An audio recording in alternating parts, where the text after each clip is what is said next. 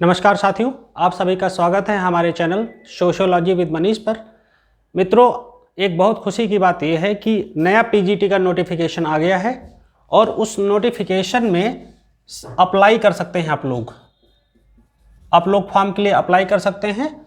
और जो लोग बीएड नहीं हैं वो लोग कंफ्यूज ना रहें, जो लोग बीएड नहीं हैं वो लोग भी अप्लाई कर सकते हैं, वो भी अप्लाई करें, वो लोग भी अप्लाई कर सकते हैं। एक तो ये बात खास है। दूसरी बात अहम यह है कि इस बार दो एग्जाम हैं, यूपी हायर एजुकेशन कमीशन का और साथ में पीजीटी का और टीजीटी का नेट जेआरएफ। एक तरीके से 1, 2, 3, 4 एग्जाम हैं और अदर स्टेट्स के हायर एजुकेशन के एग्जाम हैं। तो इस बार बहुत अच्छा मौका है, सभी सीरियस कैंडिडेट इसमें जुट जाएं। हायर एजुकेशन का यूपी का फॉर्म चल रहा है, पीजीटी का फॉर्म आज 16/3/2021 से भरा जाएगा और साथ में टीजीटी का फॉर्म और नेट और जेआरएफ का फॉर्म भरा जा चुका है। तो वे सभी सीरियस कैंडिडेट जो इस बार अपनी सफलता सुनिश्चित करना चाहते हैं वो हमसे आके जुड़ सकते हैं और अपना जो है हमसे आप मार्गदर्शन भी ले सकते हैं। यदि आप कोई हमारे साथ जुड़ना चाहता है तो कॉल कर सकता है 7054161270 पर। इस नंबर पर वो कॉल कर सकता है और इस पर वो व्हाट्सएप भी कर सकता है, इस पर वो टेलीग्राम से भी संपर्क कर सकता है और चाहे तो वो कॉल कर सकता है। हमारे paid group, paid courses available हैं। सारे टॉपिक पर संपूर्णता में मैटर दिया जाता है, जिससे ज़्यादा से ज़्यादा प्रश्न हमारे लेक्चर से ही आएंगे, ये मैं अपनी तरफ से सुनिश्चित कर सकता हूँ। अधिकतम से अधिकतम प्रश्न मेरे लेक्चर से आते हैं। तो लेक्चर स्टार्ट करते हैं। हम लोग इस लेक्चर में बात करेंगे एक टेस्ट सीरीज पर जो बेस्ड होगी higher education, PGT, TGT, UGC NET और जेआरएफ के लिए। पहला क्वेश्चन लेते हैं।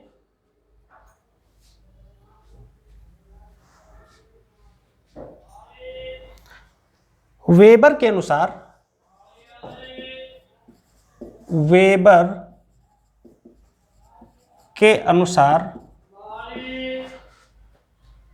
जिला जज की सत्ता है, जिला जज की सत्ता को क्या कहेंगे? नंबर 1 संवैधानिक,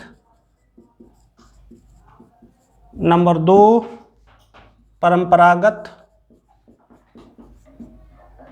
नंबर 3 करिश्माई और नंबर 4 है वैधानिक, लीगल। तो डियर फ्रेंड्स, इसका जो जवाब है, इस क्वेश्चन का जो जवाब है वो ना तो संवैधानिक है, ना ही वो परंपरागत है, ना ही वो करिश्माई है, और इसका जवाब है लीगल, वैधानिक। मैक्स वेबर एक मध्यम मार्गी समाजशास्त्री हैं जो मार्क्सवाद और अंतःक्रियावाद की विचारधाराओं को अपने आप में समाहित किए हुए हैं, इसलिए इनको फादर ऑफ इंटरेक्शन थ्योरी भी कहा जाता है। और मैक्स वेबर ने Protestant ethic spirit of capitalism नामक पुस्तक भी लिखी थी। साथ ही में ये भी जानना है कि वेबर ने किन 3 प्रकार की सत्ताओं की बात करी थी? करिश्माई सत्ता, परंपरागत और वैधानिक।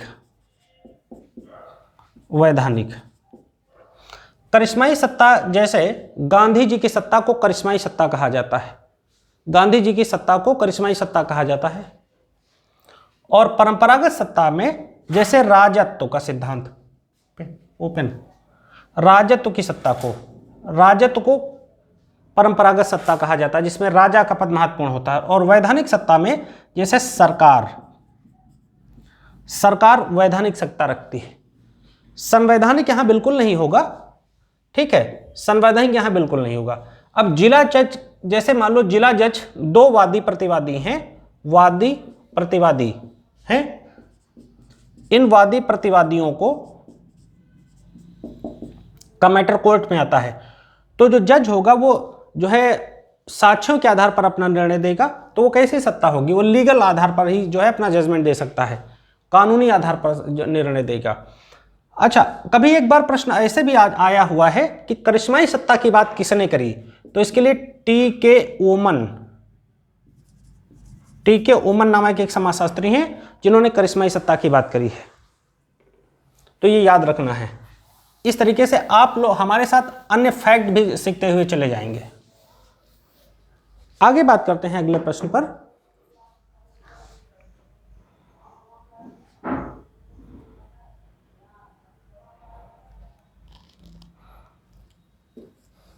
क्वेश्चन है,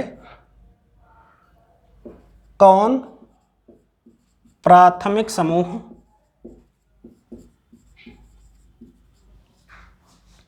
नहीं है? पहला ऑप्शन ले लेते हैं, परिवार। दूसरा, पड़ोस। तीसरा, कि क्रीड़ा समूह। चौथा,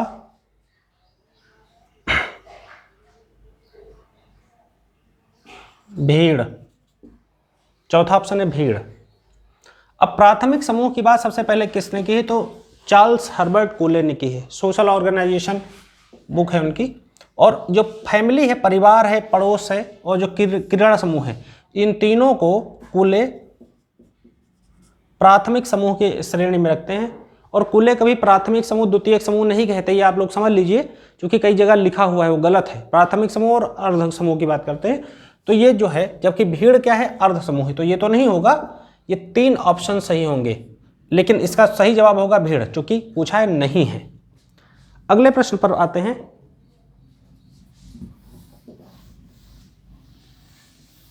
अगले प्रश्न पर आते हैं।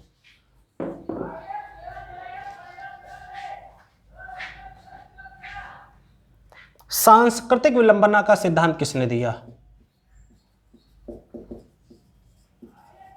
सांस्कृतिक विलंबना का सिद्धांत किसने दिया? अब यह प्रश्न सबको लगभग पता है। सांस्कृतिक विलंबना का सिद्धांत किसने दिया? तो सोरोकिन हो गए, ऑकबर्न हो गए और कूले हो गए। बताइए आप लोग जवाब। इसका जवाब है ऑकबर्न, क्योंकि ऑकबर्न ये सोरोकिन नहीं बात करते हैं और ना ही कूले इसकी बात करते हैं सांस्कृतिक विलंबना की। सांस्कृतिक विलंबना क्या है, मैंने अपने लेक्चर में, संस्कृति लेक्चर में बताया हुआ है, तो आप लोग वहां से मेरे लेक्चर को जाकर पीछे देख सकते हैं। हमारे ग्रुप का नाम टेलीग्राम पर है, या सोशियोलॉजी विद मनीष, आप चाहे हमें व्हाट्सएप जो है टेलीग्राम पर ढूंढिए, और या फिर आप हमें संपर्क कर सकते हैं यूट्यूब पर भी। वहाँ कुछ वीडियोस पड़े हुए हैं, वहाँ पर थिंकर्स के पेड ग्रुप में ही वीडियोस मिलेंगे, इसलिए वहाँ पर उनके वीडियो नहीं डाले गए हैं। और कुछ वीडियोस मैंने वहाँ पर डाले हैं। जो हमारा पेड ग्रुप लेंगे उनको संपूर्णता में सारे लेक्चर प्रोवाइड किए जाएंगे। आगे अगले प्रश्न पर आते हैं।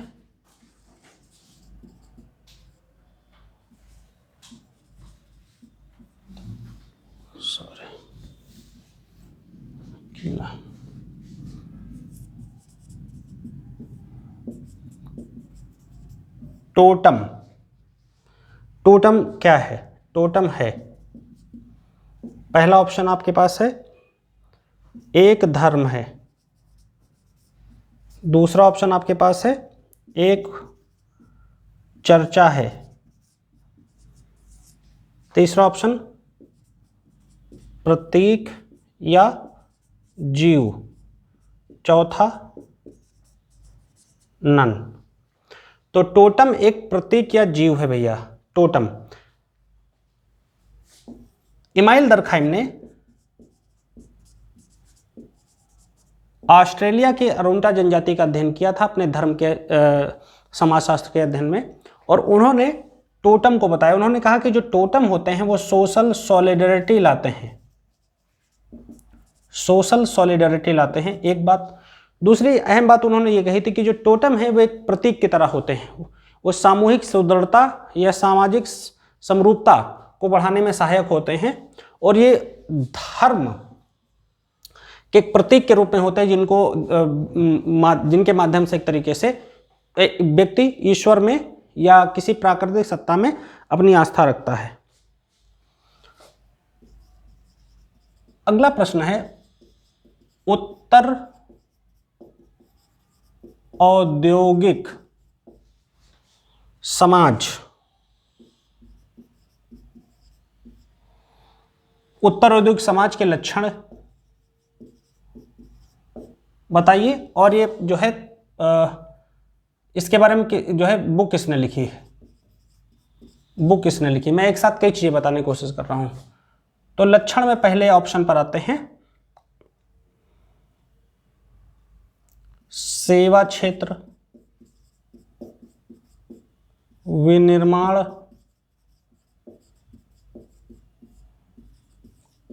कृषि, ये हैं। और इसके बारे में जो बुक है वो हो गए, पहला ऑप्शन हो गया डेनियल बेल, मैकार्थी, जॉनसन, प्रोधो। तो फ्रेंड्स उत्तर औद्योगिक समाज का जो लक्षण है वो है सेवा समाज।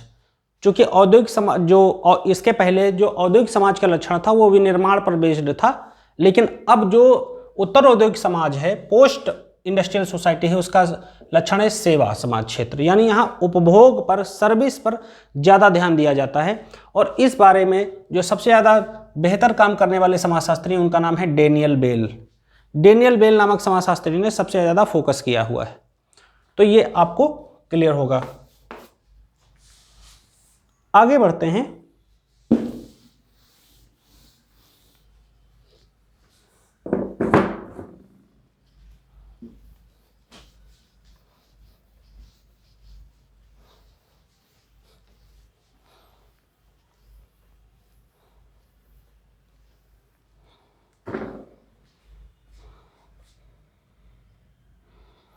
परिस्थिति क्या है? क्वेश्चन है परिस्थिति क्या है?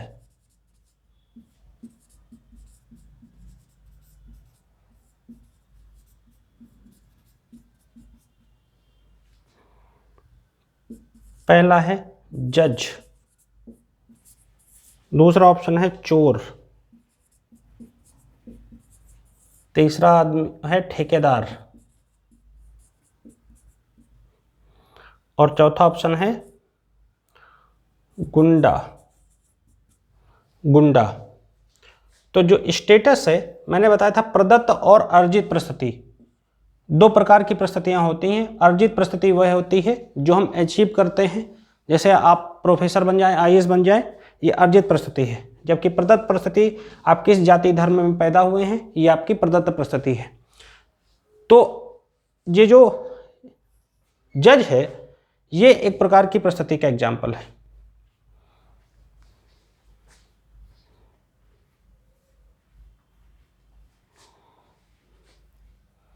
अगला प्रश्न है जो कई बार पूछा गया, प्रतिष्ठा क्या है? प्रतिष्ठा क्या है? पहला ऑप्शन है मजिस्ट्रेट, दूसरा ऑप्शन है धनी व्यापारी,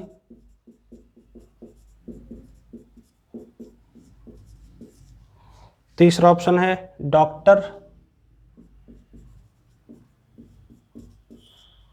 चौथा है चोर। प्रतिष्ठा, तो आप सभी को पता है कि जो मजिस्ट्रेट है वो एक प्रतिष्ठा का प्रतीक है, उसका पद जो है सबसे प्रतिष्ठित पद माना जाता है, इसलिए इसका जवाब होगा प्रतिष्ठा।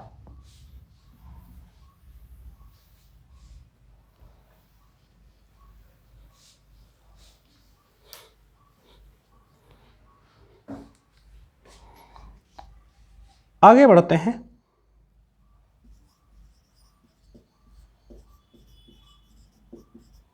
सम्मान से आशय है। पहला ऑप्शन ईमानदार ब्रोकर, ये बड़ा मजेदार प्रश्न है। ईमानदार ब्रोकर, जुआरी अध्यापक,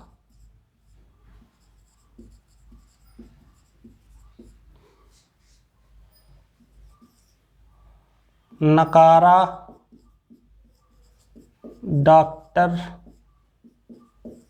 सभी सही।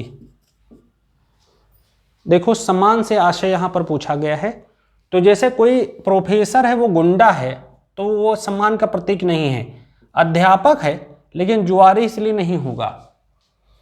नकारा डॉक्टर है लेकिन वो कोई बहुत अच्छा काम नहीं करता तो ये भी नहीं होगा, ये तो बिल्कुल नहीं होगा।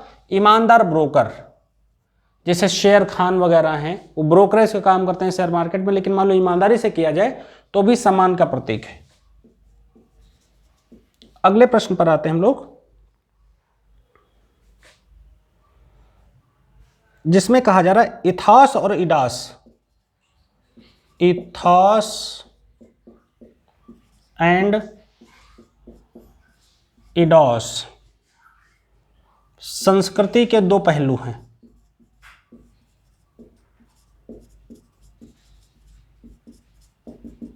किसने कहा? पहला ऑप्शन है क्रोबर, दूसरा ऑप्शन है एससी दुबे, तीसरा ऑप्शन है दुर्खीम।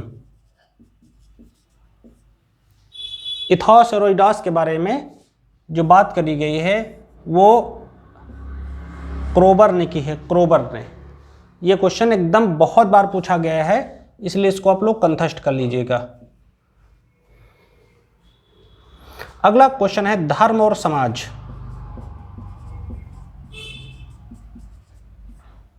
पुस्तक की रचना किसने की? ऑप्शन है Mahatma Gandhi, Daniel Bell, doctor Radhakrishnan, और ऑल रॉन्ग।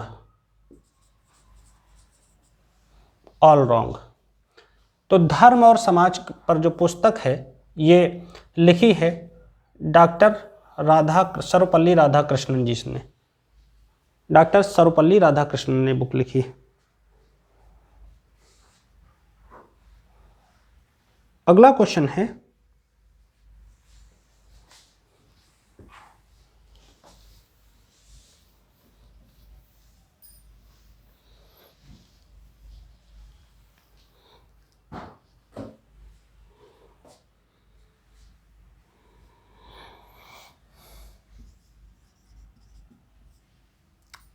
जातियां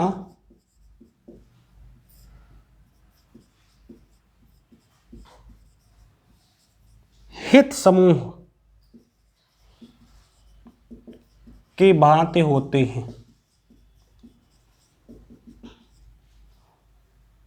पहला सेंटेंस। दूसरा सेंटेंस है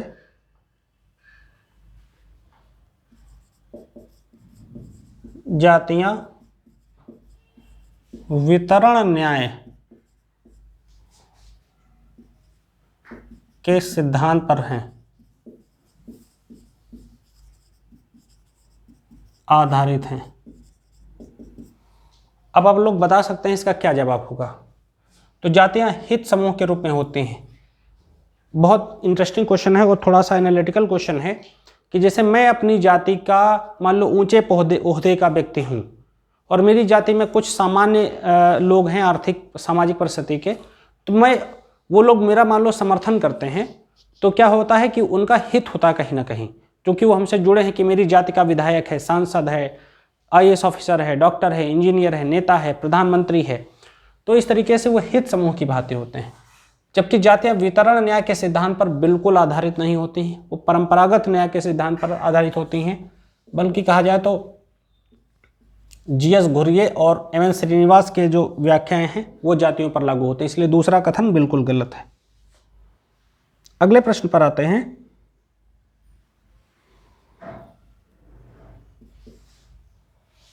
वेश्यावृत्ति का अनुमान भारत में अनुचित है। दूसरा,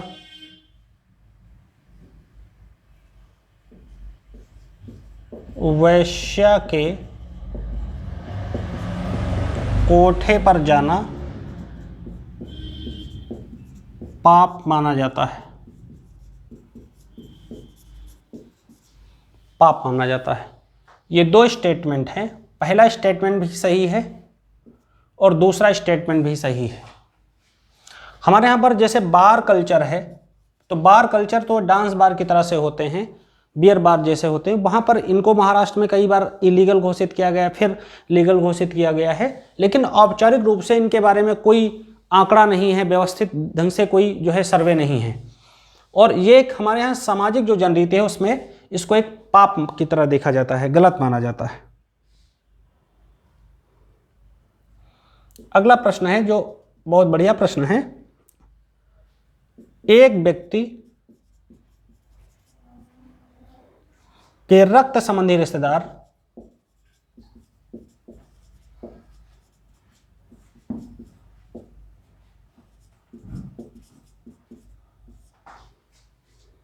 जिसमें पिता एवं माता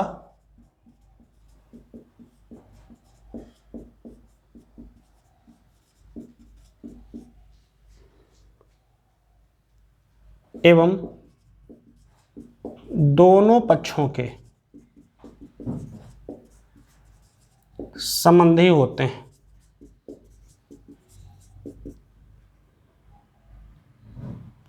उन्हें क्या कहेंगे? तो पहला ऑप्शन है सहोदर, दूसरा ऑप्शन है मातृबंधु, तीसरा ऑप्शन है पितृबंधु,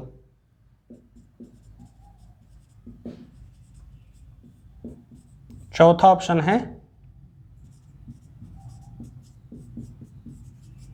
सभी गलत। तो डियर फ्रेंड्स, इसका जो जवाब है वो है सभी गलत। क्योंकि एक व्यक्ति के रक्त संबंधी रिश्तेदार जिसमें माता एवं पिता एवं दोनों पक्षों के संबंधी शामिल होते हैं, जैसे पिता के पक्ष का जैसे बुआ, चाचा, चाची इत्यादि इत्यादि, माता के पक्ष का मामा, मौसी इत्यादि इत्यादि।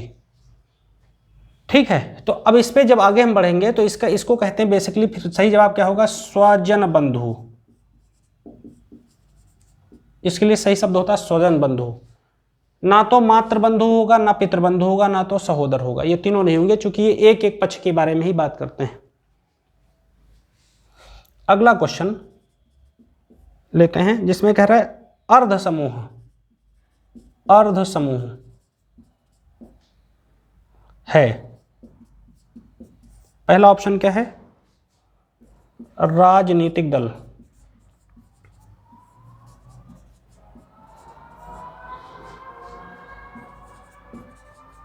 दूसरा खेल साथी, तीसरा परिवार, चौथा है स्काउट ग्रुप।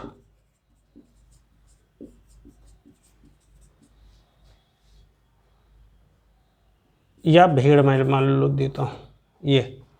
तो ये अर्ध समूह यानी आधा समूह, हाफ या सेमी ग्रुप कहा जाएगा। तो इसमें राजनीतिक दल तो बिल्कुल नहीं होगा, क्योंकि इसके सदस्य होते हैं लोग और इसकी एक अपना संगठनात्मक शक्ति होती है, परमानेंसी होती है।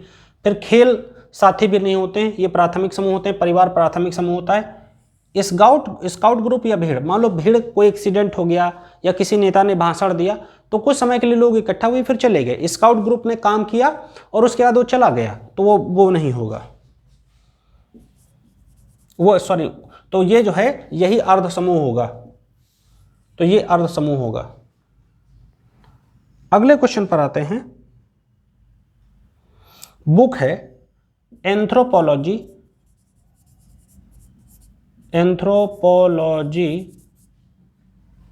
Is the study of man and his works. ये बुक किसने लिखी है?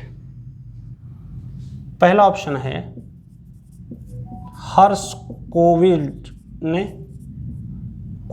ने, दूसरा है क्रोबर ने,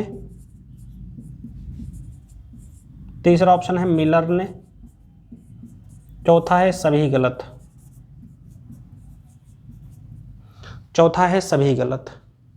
तो इसका जब सही जवाब है हर्ष कोविड्स। मैंने अपने लेक्चर में ये बताया हुआ है, इस बुक का भी नाम लिया है, और देखो ये आया हुआ है क्वेश्चन।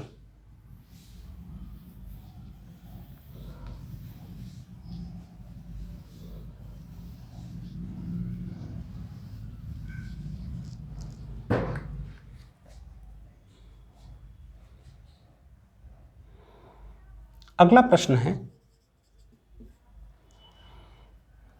यूपी में पंचायती राज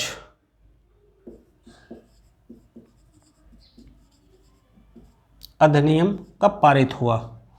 ऑप्शन है 1948, 1949, 1947, 1950। तो इसका सही जवाब है ऑप्शन 1947। 1947 में यूपी में पंचायती राज लागू हुआ। अब पंचायती राज की कहानी जान लीजिए। बलवंत राय मेहता के रिकमेंडेशंस पर पंचायती राज व्यवस्था को 3 स्तरों पर लागू किया गया, और ये पंचायत स्तर पर, खंड स्तर पर और जिला स्तर पर इसे लागू किया गया। सबसे पहले इसे राजस्थान के नागौर जिले में बलवंत राय मेहता की रिकमेंडेशंस पर लागू किया गया था जवाहरलाल नेहरू की सरकार में, लेकिन उसको संवैधानिक मान्यता नहीं थी। जब जनता सरकार आई और तो जनता सरकार ने इसे स्ट्राइक डाउन किया, इसे नहीं माना और इसे 2 स्तर पर लागू कर दिया, त्रिस्तरीय व्यवस्था को ख़त्म कर दिया। लेकिन पुनः इसे 1992 में पंचायती राज व्यवस्था को त्रिस्तरीय आधार पर लागू किया गया, और इसके लिए 73वां अमेंडमेंट पास किया गया 1992 में। उसके आधार पर इसको एक मतलब इसको एक संवैधानिक ढांचा प्रदान कर दिया गया।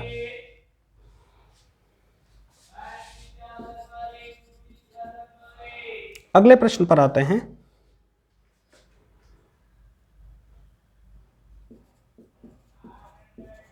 पश्चिमीकरण एवं आधुनिकीकरण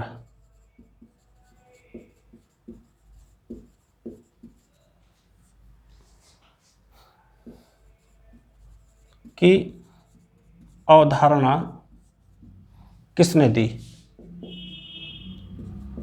SK Srivastava,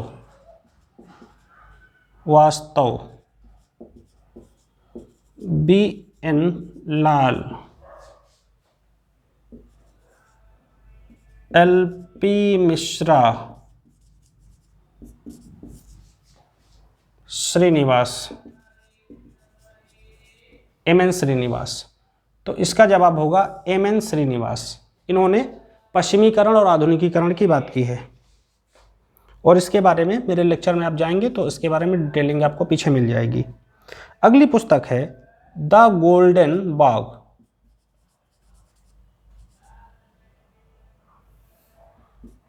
the golden bough, ये पुस्तक किसने लिखी है? पहला ऑप्शन है Fraser,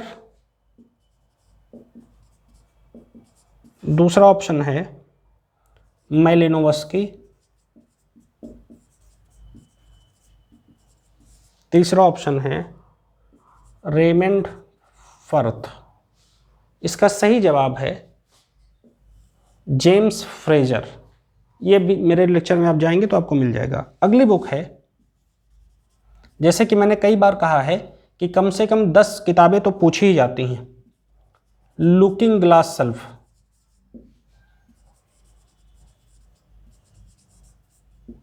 looking glass self book किसने लिखी? तो मीड, ब्लूमर,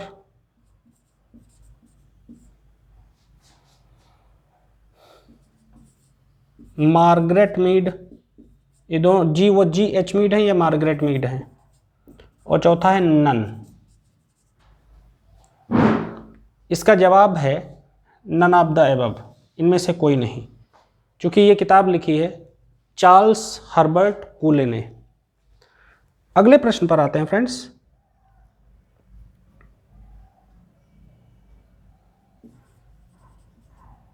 यह प्रश्न बहुत बार पूछा जाता है। समन्वयात्मक संप्रदाय के पिता कौन हैं? पहले इस प्रश्न के बारे में बता देता हूं। समाजशास्त्र के दो पार्ट हैं, दो स्वरूप हैं। एक को कहा जाता है स्वरूपात्मक संप्रदाय, दूसरे को कहा जाता है समन्वयात्मक संप्रदाय। स्वरूपात्मक संप्रदाय के प्रतिपादक हैं जॉर्ज सिमेल, जबकि समन्वयात्मक संप्रदाय के प्रतिपादक हैं इमाइल दर्कहाइम। इमाइल दर्कहाइम समन्वयात्मक संप्रदाय में समाज में होने वाली का बहुत ज़्यादा घटनाओं को अपने शास्त्र में यानी अपने विषय में उनके अध्ययन के लिए समाहित करते हैं, जबकि जॉर्ज सिमेल समाजशास्त्र की कुछ घटनाओं को ही अपने अध्ययन में समाहित करते हैं। तो इसलिए वो स्पेसिफिक या विशिष्ट भी कभी आ सकता है, तब वहाँ आप लोग सिमेल लगाइएगा। जबकि जब समन्वयात्मक आया यानी ज़्यादा से ज़्यादा चीज़ें एडजस्ट करने की बात आए तो वहाँ आप इमाइल दर्कहाइम लगाइएगा। तो इसके जो पिता हैं वो डायरेक्ट है, जवाब है इमाइल दर्कहाइम।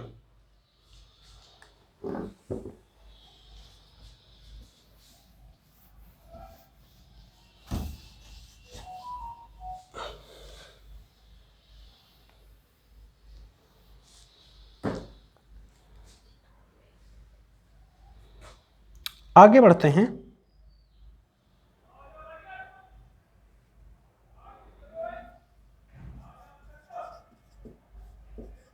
मामा, भांजा, भांजी के प्रति दायित्व निभाना है। मातृवंशीयता,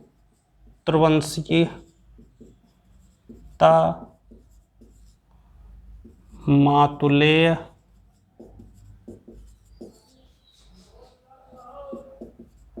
दोनों सही। इसे कहा, इसका जवाब है मातुलेय। जब भांजा भांजी जब मामा के यहाँ जाके रहते हैं तो उसे कहा जाता है मातुलेय। मातुलेय विवाह का भी एक प्रकार है।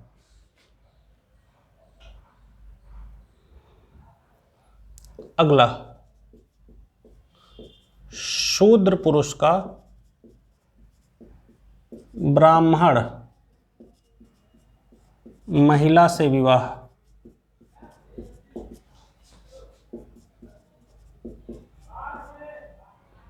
है, ऑप्शन है इसका प्रतिलोम विवाह, अनुलोम विवाह, दोनों गलत, एक सही। तो इसका जवाब चाहे तो आप ये लगा दें प्रतिलोम विवाह, चाहे केवल एक सही लगाएं, एक विकल्प सही होगा। क्योंकि उच्च कुल का लड़का निम्न कुल की लड़की, उसे अनुलोम विवाह कहते हैं, और इसका एकदम विपरीत, जैसा कि प्रश्न में है, उसे प्रतिलोम विवाह कहा जाता है।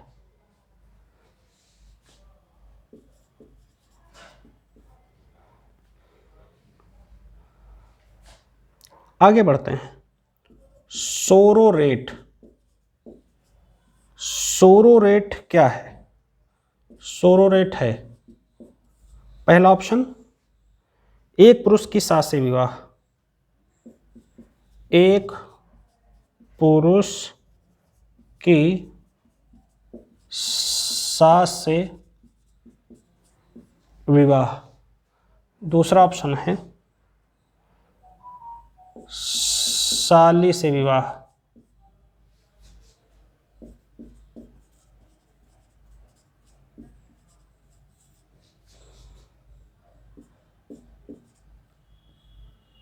पति के भाई से विवाह। सोरोरेट सदैव साली विवाह से विवाह के अंतर्गत आता है। इसलिए जैसे देवर विवाह और साली विवाह के बारे में बता देता हूँ, मेरे लेक्चर में आप देख सकते हैं, वहाँ पर आपको मिल जाएगा, इसलिए मैं डायरेक्ट बता देता हूँ। देवर विवाह तब किया जाता है जब पति की मृत्यु हो गई हो तो छोटे भाई से विवाह संभव है। एक कंसेप्ट मैंने बताया था क्रमिक विवाह का, जैसे मान लो एक पत्नी या एक महिला का पति एक्सपायर हो जाए तो दूसरी शादी कर ले। एक विवाह में मैंने बताया था कि एक बार ही विवाह संभव है। और यहाँ पर जो साली विवाह ये है कि यदि पत्नी एक्सपायर हो जाए तो पत्नी की छोटी बहन से वही पति जो मतलब विधुर हो चुका है वो विवाह कर सकता है। आगे बढ़ते हैं।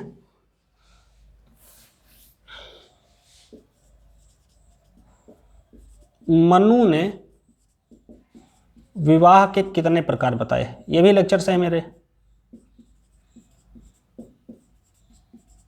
कितने प्रकार बताए? ऑप्शन है 12, 8, 6, चौथा 9। तो मनुस्मृति में 8 प्रकार के विवाहों का वर्णन है, जिसमें मैंने अपने लेक्चर में बताया है 4 मान्य विवाह हैं और 4 अमान्य विवाह हैं। आप लोग कमेंट करके बताइए गंधर्व विवाह मान्य विवाह है की श्रेणी में है कि अमान्य विवाह की श्रेणी में है। अगला प्रश्न है,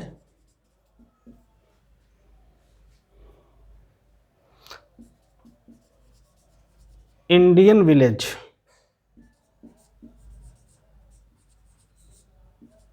इंडियन विलेज बुक किसने लिखी? तो एससी दुबे ने, मजूमदार ने,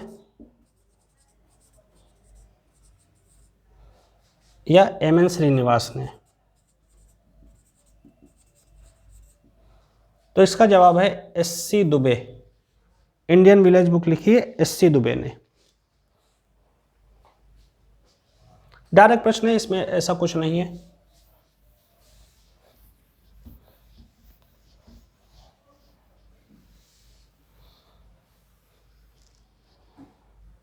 आगे हम लोग बढ़ते हैं।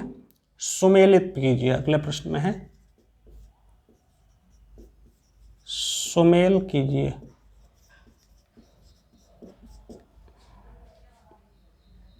पहला, हरिजन इलीट।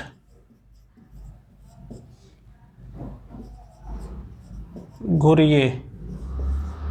दूसरा, सामाजिक व्रत नैनकी। तीसरा, मनोविज्ञान का सिद्धांत।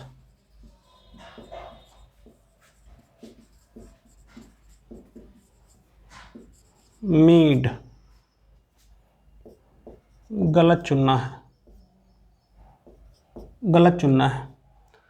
तो फ्रेंड्स इसका जवाब होगा, अगले विकल्प पर बढ़ते हैं,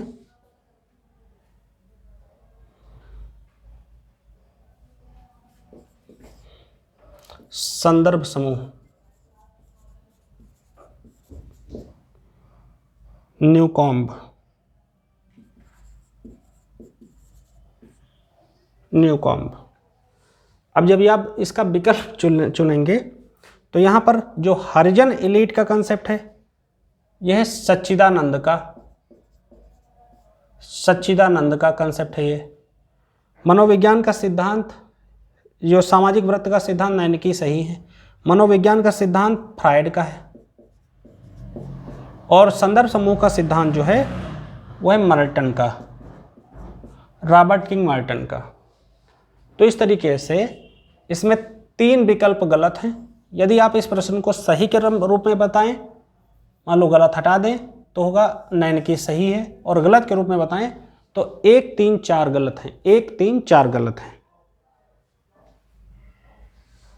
अगला प्रश्न जिसके बारे में आप लोगों ने शायद ना सुना हो, नवाचार की संस्कृति, नवाचार को संस्कृति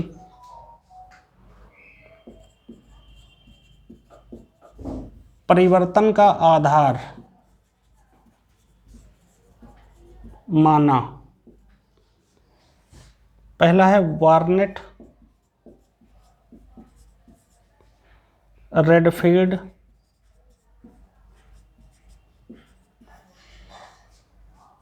व्हाइट, हर्स्कोविट्ज़।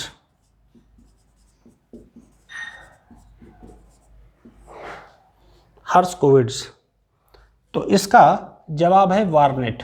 नवाचार को संस्कृति परिवर्तन का आधार वार्नेट ने माना है। अगला प्रश्न,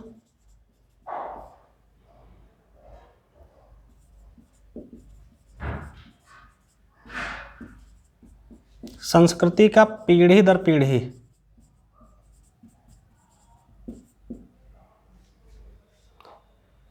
यात्रा का विकास।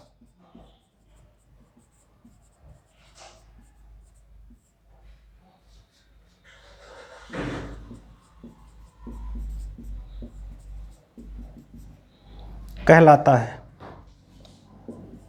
ऑप्शन है संस्कृतिकरण,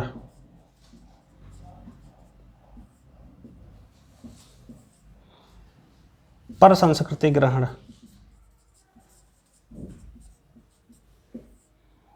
तीसरा है पुनः संस्कृतिकरण, पुनः संस्कृतिकरण।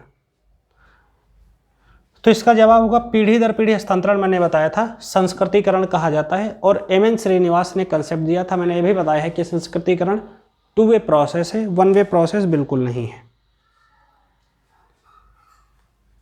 अगला प्रश्न है जो इस टेस्ट का आखिरी प्रश्न है, दास कैपिटल